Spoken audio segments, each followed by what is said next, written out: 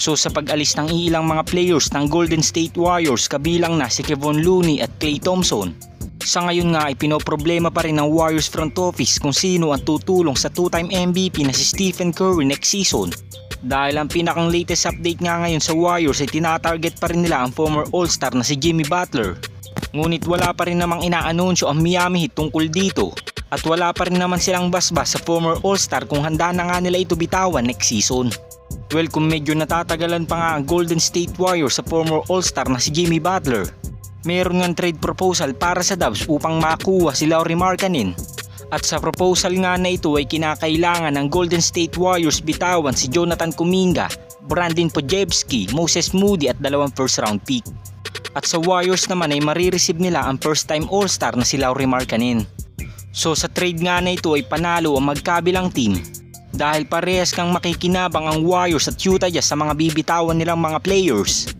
Ngunit ang nakakapanghinayang nga lang sa trade na ito ay si Jonathan Kuminga at Brandon Podziemski dahil sila nga dalawa sana ang inaasahan na magiging franchise player ng Warriors kapag nagretiro na ang kanilang mga core players. At napatunayan na rin naman nila sa Dubs ang kanilang performance dahil naging malaking tulong talaga ang mga batang players na ito sa Warriors this season.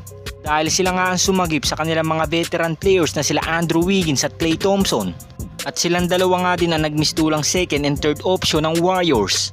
Dahil unti-unti na nga nagde-decline ng performance ng kanilang mga veteran players. Ganun pa man kung talagang desperado ang Warriors na magkampiyon next season, kinakailangan talaga nilang magsakripisyo ng kanilang mga batang players. Dahil wala nga silang ibang asset sa kanilang team kundi si Kuminga at Brandon Podziemski. At hindi rin naman pwedeng si Andrew Wiggins lamang ang kanilang ite-trade ngayong off-season dahil bumagsak na nga kanyang value sa trade. At posibleng malugi pa nga ang Warriors kung basta-basta nilang bibitawan ang former All-Star na si Andrew Wiggins. Kayo mga Lods, sang-ayon ba kayo sa trade proposal na inilabas ng Bleacher Report? Comment down below lang mga Lods. Samantala sa gaganaping Paris Olympics ngayong taon, alam na nga nating mga fans na napakasolido ng lineup ng Team USA.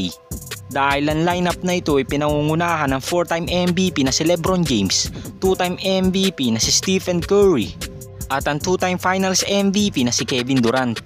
So ito na nga yung huling pagkakataon na makikita natin magsasama-sama sila LeBron, KD at Steph sa iisang team.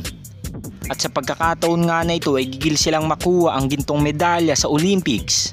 Ngunit hindi nga ito magiging madali para sa Team USA.